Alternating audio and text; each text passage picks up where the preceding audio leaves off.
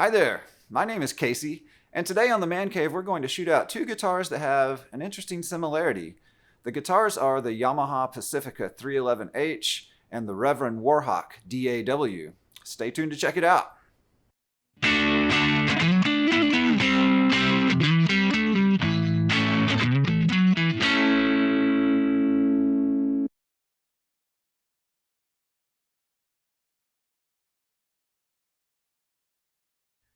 Howdy folks, welcome back to the channel, and if this is your first time here, then welcome aboard.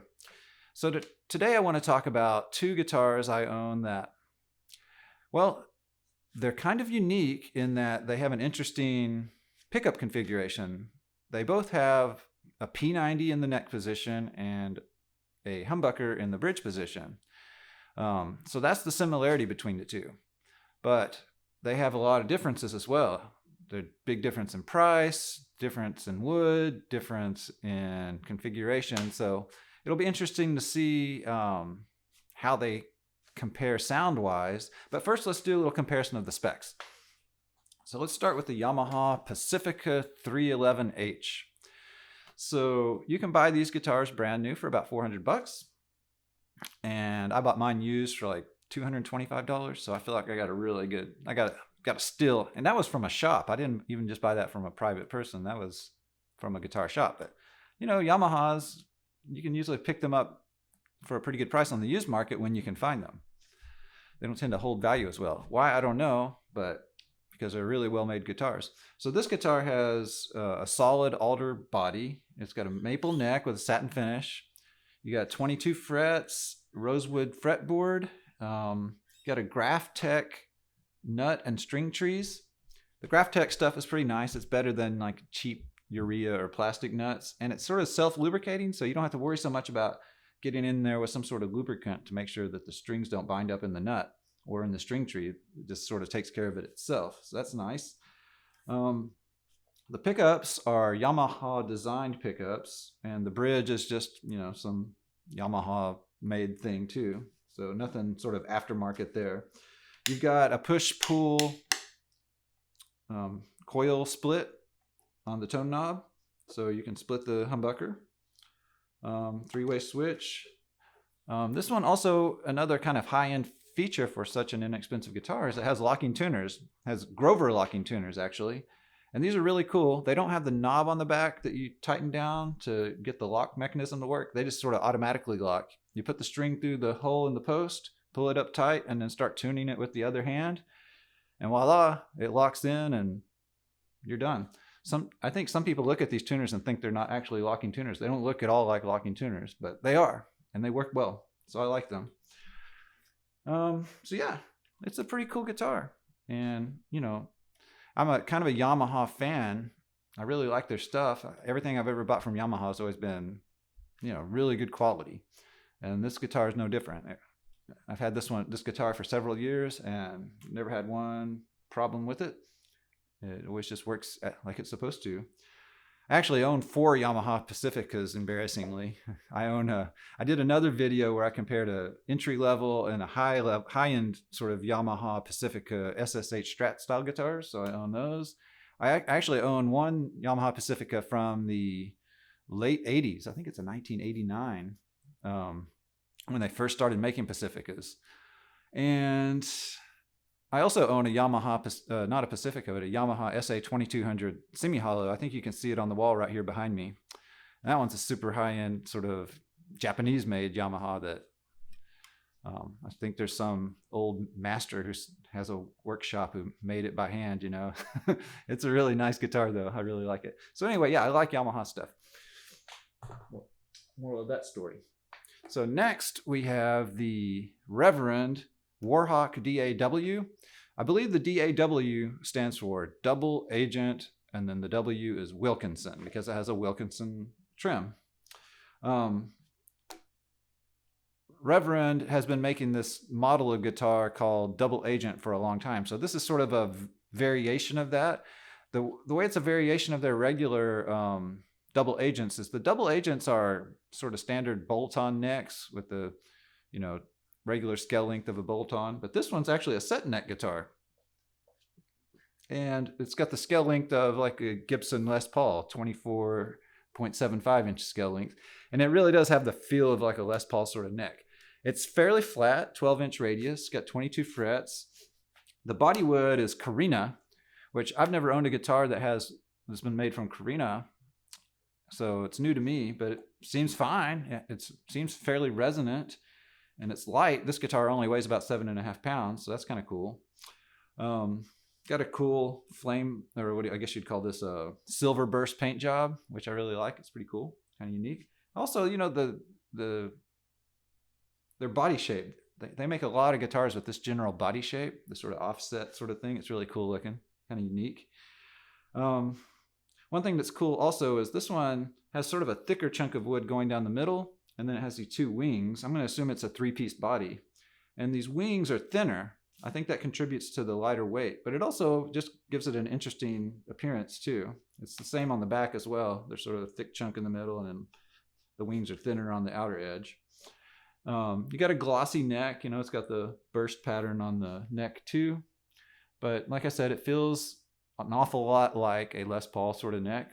You got locking tuners. These are Reverend designed ones that have the knob on the back that you would traditionally see with locking tuners, and they work great. I've had a couple of string changes on this guitar since I've owned it, and so no problem. It's easy to change the strings on it.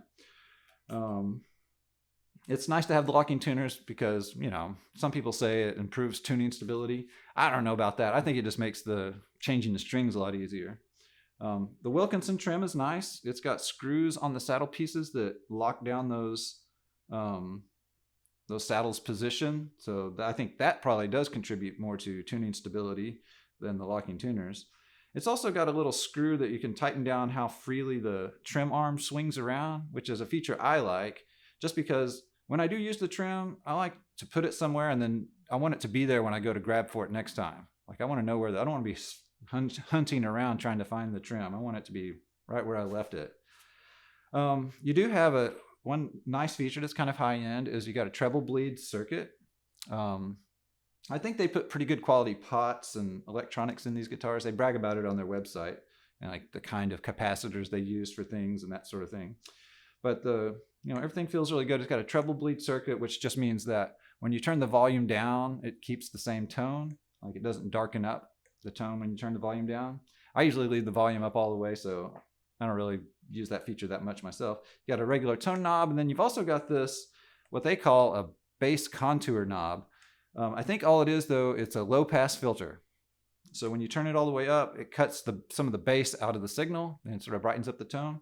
So it doesn't have a coil split, but I think that bass contour knob kind of acts like a coil split in a way because it just brightens up the humbucker, or you can use it to brighten up the P90 as well. So yeah, that's about it. You also have white binding around the headstock and then down the neck, so that's kind of cool. So I think more than anything with this guitar compared to the Yamaha, you're paying for sort of the fancy looks, the paint job, just the design. I think you're paying for that. But I think it's also a pretty well-built guitar. So far, I haven't had this one so long. I've only had it for a few months. I think I got it around Memorial Day. And I paid $1,000 for it. But when I looked this guitar up on, say, Guitar Center's webpage, they sell for $1,100 retail, okay? And the Yamaha goes for $400 retail. And maybe you can get a discount on it or something, but I mean, that's what you can kind of expect to pay. Plus tax, of course. Like I said, both guitars, I think, are really pretty well made. I've not seen any issues with either one of them, like manufacturing defects or anything like that. They feel different. I wouldn't say one feels better than the other. If you like a sort of traditional Strat style of neck, then the Pacifica is what you want. I mean, this neck feels a lot like that. I've got a Fender Professional Strat up there on the wall, and I've got a Fender Professional Telecaster up there on the wall. They both have the same style of neck. Feels very similar to this. I mean, the radius is a little flatter on this one, so I kind of like the flatter radius, though. It makes bends and everything a lot easier. Or a little easier, I don't know. But I do like the flat feel of it. But I mean, just the profile of it feels like a Strat neck. This one feels like sort of a Les Paul or like a ES 335 style of neck. It's got the shorter scale length. It feels a little wider and a little shallower. Sort of the the profile's, let's say, kind of more of like a D than a C. But it feels good if you like that style of guitar. I'm not that picky about the particular profile. I sort of just adapt to the guitar more than anything. But yeah, the resonance, just the way it feels unplugged is good. Anyway, they're both nice guitars. So I think it'll just be interesting to see with the differences that they do have in terms of like fixed bridge versus tremolo and the different kind of wood and the different scale length. I wonder how different they're going to sound from one another. And also the pickups, while they're the same types of pickups, they're made by two different manufacturers. You got Yamaha pickups on this one and Reverend pickups on this one. So that's going to contribute to some difference in sound too. But let's just A/B them on the sound. I'm going to run through this Fender Bass Breaker 15 here, and we'll do some clean tones, but we're also going to do some dirty tones because let's face it, I mean, these P90s, you want to hear what they sound like dirty, right? That's what I want to hear. So let's do it. All right, first let me demonstrate how the bass contour knob and the treble bleed circuit function on this thing. So I'm going to do it on the P90 pickup, and I'll start off with the volume and tone turned all the way up, and I'll turn the bass contour all the way down.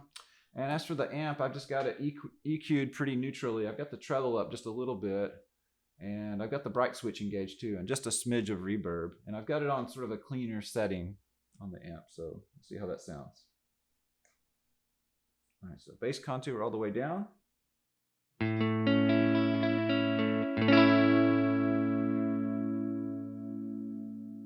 Halfway up. Turn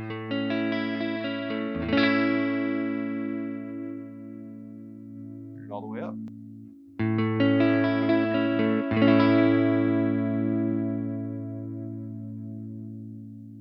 Okay, let's start rolling off the volume, full volume.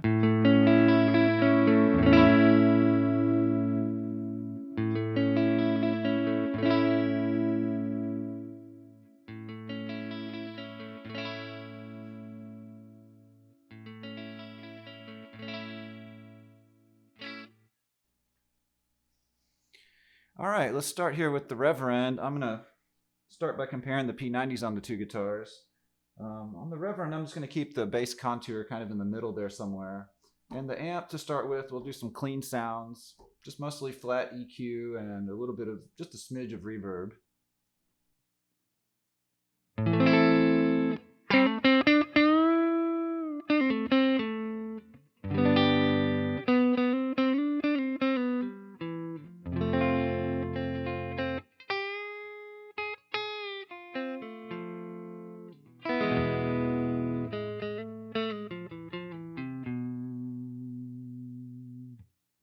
All right, so some clean tones from the P90 on the Yamaha.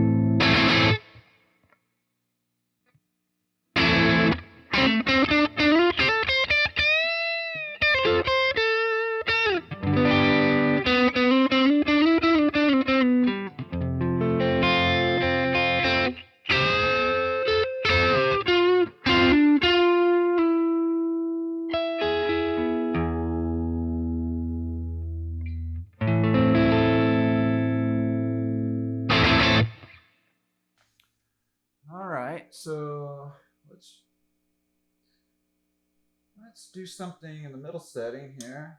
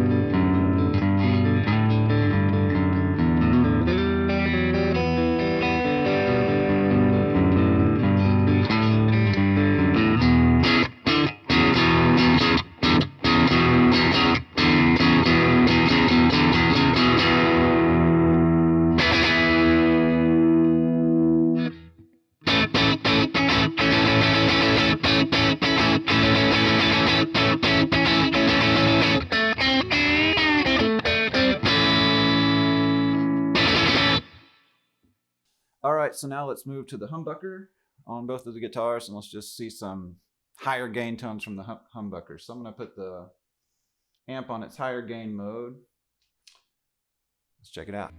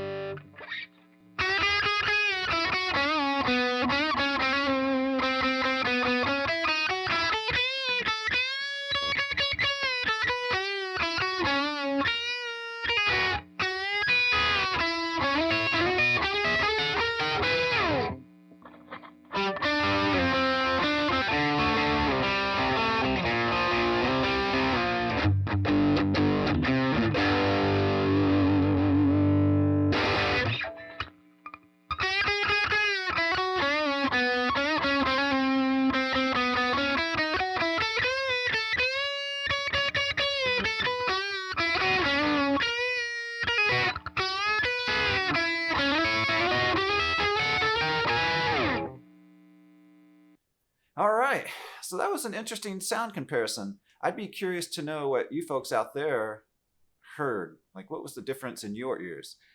For me, there wasn't a huge difference in the sound between these two guitars. In fact, because I had the bass contour knob at about halfway on the Reverend guitar, I think if I had had that all the way up, we might not be able to tell much difference at all. As it was, the Warhawk sounded a little warmer to me, and this was on all of the pickup configurations.